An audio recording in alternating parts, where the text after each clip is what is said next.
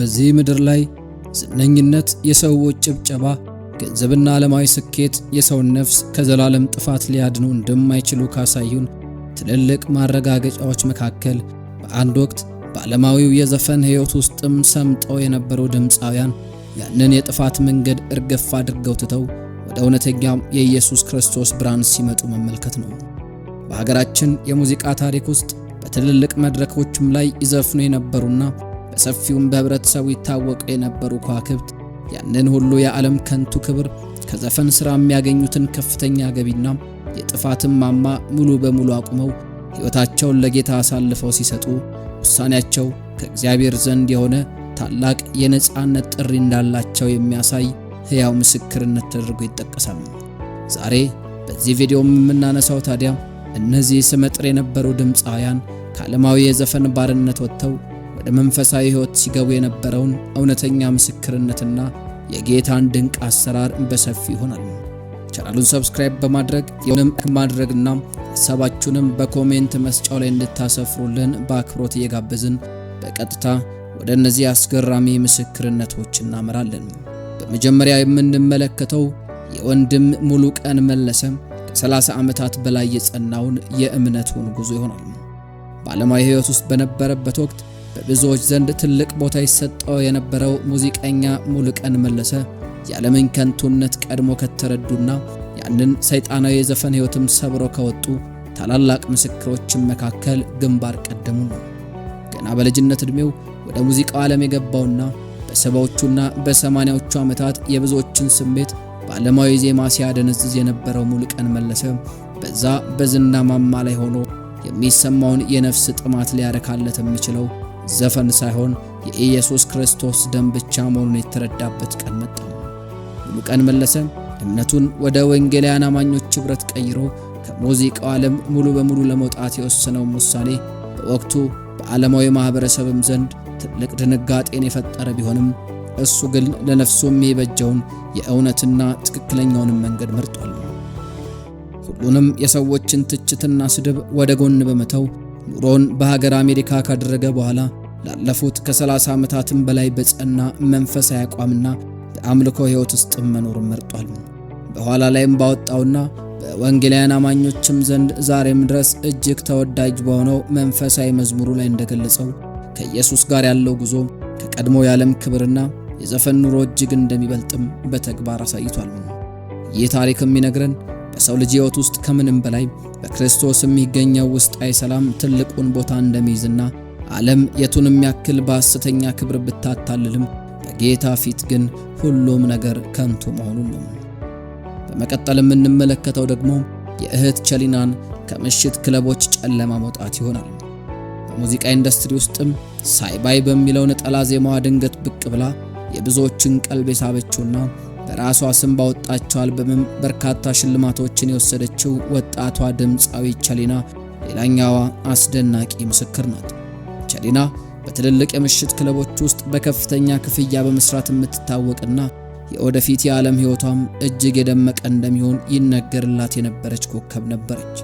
ነገር ግን በምሽት ክለቦች ውስጥ ያለው የጭፈራ፣ የሟርተኝነት፣ የዝሙትና የደማቅ ሕይወትም ውበት በውስጡ ያለውን እውነተኛ ሰላም ሊሰጣት ባለመቻሉ ሁሉንም ነገር ሰይጣናዊ እንደሆነ ተረድታ ይበቃኛል በማለትም በይፋ ተጠምቃ የፕሮቴስታንት እምነትን ተቀብላለች። ይህች ሙዚቀኛ በሕይወቷ ውስጥም ለወሰደችው ለዚህ ትልቅ ውሳኔ የድምፃዊት ዘሪቱ ከበደ መንፈሳዊ ድጋፍና ምሳሌነትም ትልቅ ቦታ እንደነበረው ይነገራል። በአሁኑ ሰዓት ሙሉ በሙሉ ከምሽት ክለቦችም ጨለማ ኑሮ ወጥታ በቤተ ክርስቲያን ውስጥ በአምልኮ መዝሙሮች እያገለገለች ያለች ሲሆን ሕይወቷም ወደ ተረጋጋ መንፈሳዊ መስመር ተለውጧል። ይህም የሚያመላክተው ወጣቱ ትውልድ በቁሳቁስና በዝና ማዕበል ውስጥ ቢዋዥቅም እንኳ በመጨረሻም ወደ ውስጣዊ ሰላምና ወደ መንፈሳዊ መጠለያ መመለሱ አይቀሬ መሆኑን ነው። በሶስተኛነት የምንመለከተው ደግሞ የወንድም አቤል ሙሉጌታን የቅርብ ጊዜ ውሳኔና የጽናት መግለጫ ነው። በቅርብ ጊዜ በኢትዮጵያ የሙዚቃ ኢንዱስትሪ ውስጥና በማህበራዊ ሚዲያ ላይ እጅግ ከፍተኛ መነጋገሪያና ክርክርንም የፈጠረው አዲሱ ክርስቲያን ወጣቱ ድምፃዊ አቤል ሙሉጌታ እንደሆነ የቅርብ ጊዜ ትውስታ ነው። አቤል በዘመናዊው የፖፕና R&B የሙዚቃ ስልቶቹም በአጭር ጊዜ ውስጥ የብዙ ሺህ ወጣቶችን ልብ ማሸነፍ የቻለ በሚሊዮን የሚቆጠሩ እይታዎችን በዩቲዩብ ላይ በአጭር ቀናት ውስጥ የሚሰበስብ እጅግ ስኬታማ ወጣት አርቲስት ነበር።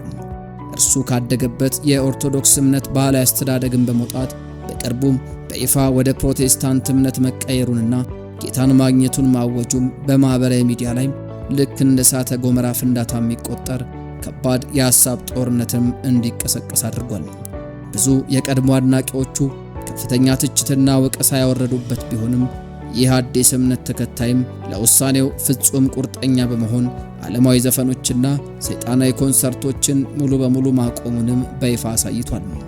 በአሁኑ ሰዓትም በወጣትነቱ ያገኘውን ታዋቂነትና ማራኪ ድምጹን ሙሉ በሙሉ ለኢየሱስ ክርስቶስ ምስክርነትና ለአምልኮ መዝሙሮች አገልግሎት እየተጠቀመበት ይገኛል። ይህ የአቤል ሙሉጌታ ታሪክ ዛሬ ባለው የዲጂታል ዘመን ውስጥ አንድ ወጣት ዝነኛ ዓለማዊውን የዘፈን ሕይወት ትቶ እምነቱን ሲቀይር የሚደርስበትን የማህበራዊ ሚዲያ ተጽዕኖ በጌታ ኃይል እንዴት በጽናት ማለፍ እንዳለበት የሚያሳይ ትልቅ ምስክርነት ነው።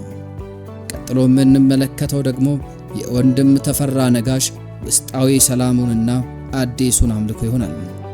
በዘጠናዎቹ መጀመሪያ አካባቢ በተለይም ደግሞ በ1984 እና 86 ዓመተ ምህረት ባወጣቸው የፍቅር አልበሞች የኢትዮጵያን ወጣት ልብም ወደ ዓለማዊ ስሜት ይስብ የነበረው ተፈራ ነጋሽ የዚህ ታሪክ ሌላው ሕያው ምስክር ነው። የተፈራ ነጋሽ ድምጽ በወቅቱ በነበሩ የዓለም ታሪኮች ውስጥ እንደ ማጀቢያ የሚወሰድና የብዙዎችን ስሜት የሚገዛ ነበረ። ነገር ግን እሱም ቢሆን በዝነኛነት ማማ ላይ ሆኖ የሚሰማውን ውስጣዊ ባዶነት ለመሙላት ወደ ፈጣሪው መጮህን መርጧል። ሕይወቱን ሙሉ ለሙሉ ለኢየሱስ ክርስቶስ በመስጠት የፕሮቴስታንት እምነትን የተቀላቀለው ተፈራ ነጋሽ ከዚያ በኋላ በሰጣቸው ምስክርነቶች ላይ በአዲሱ ሕይወቱ ያገኘውን ፍጹም ሰላም በደስታ ሲናገር ይደመጣል።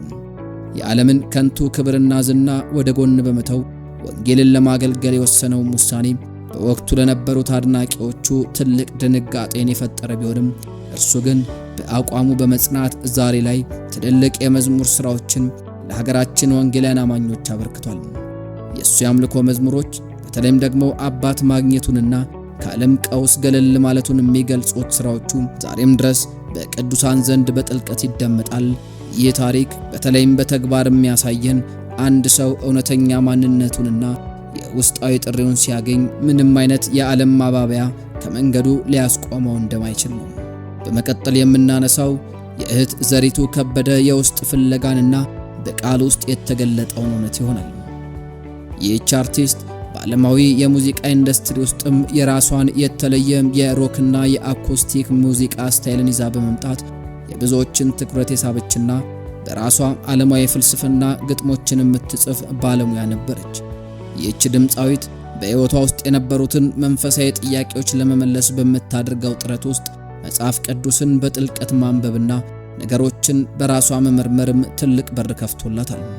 በዚህ ሂደት ውስጥም ኢየሱስ ክርስቶስን በመጽሐፍ ቅዱስ ቃላት ውስጥ በተለየ መልኩ እንደ ብቸኛ አዳኝና ጌታ አድርጋ እንዳገኘችው በተደጋጋሚ በምስክርነቷ ትናገራለች። ምንም እንኳን ፕሮቴስታንት መሆኗን በይፋ ለሕዝብ ያሳወቀችው ከቅርብ ዓመታት ወዲህ ቢሆንም በእርሷ ልብ ውስጥ ግን ይህ የጌታ እውነት ከተከሰተና የአምልኮ ሕይወትንም ከጀመረች ረጅም ዓመታት ተቆጥረው ነበር። በአንድ ወቅት በአደባባይ ተናግራው የነበረውና በሃይማኖት ተሟጋጆችም ዘንድ ትልቅ ውዝግብን አስነስቶ የነበረው የኢየሱስና የዘፈን ግንኙነት ንግግሯ የቀድሞውን የውስጡ ዥንብር የሚያሳይ ቢሆንም አሁን ላይ ግን ያንን ዓለማዊ መንገድ ሙሉ በሙሉ አቁማ ወደ እውነተኛ መዝሙርና የአምልኮ አገልግሎት ገብታለች።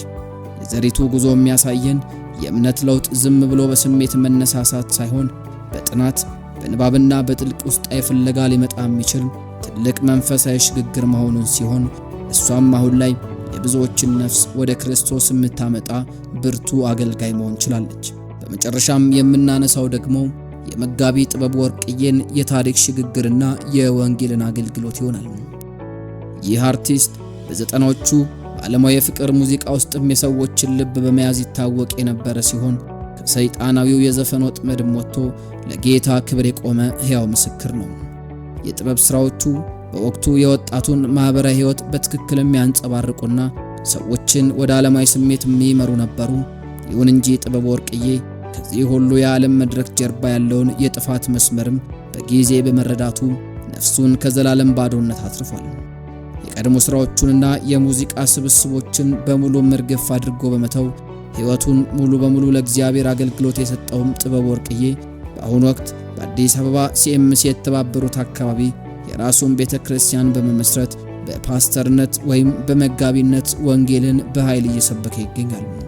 ይህ አይነት ውሳኔ የቀድሞውን ዓለማዊ ማንነትም ሙሉ በሙሉ ሰብሮ አዲስ መንፈሳዊ ሕይወትን የመገንባት ከባድ ሂደት ሲሆን ጥበቡ በዚህ ጉዞ ላይ የጸና የእግዚአብሔር አገልጋይ ለመሆን በቅቷል።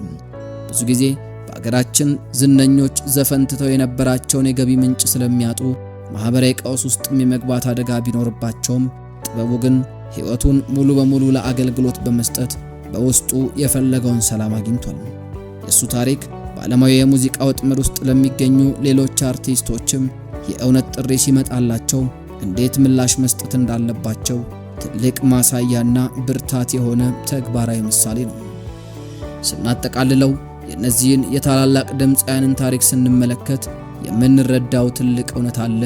እነዚህ ድምፃውያን የነበሩበትን የባህልና የእምነት መስመር ቀይረው ወደ እውነተኛው የክርስቶስ ሕይወት ሲገቡ የከፈሉት ዋጋና ያሳዩት ቁርጠኝነት ለእያንዳንዳችን ትልቅ የሕይወት ትምህርትን የሚሰጥ ነው እያልን የዛሬውን መሰናዶ በዚሁ እናጠቃላለን።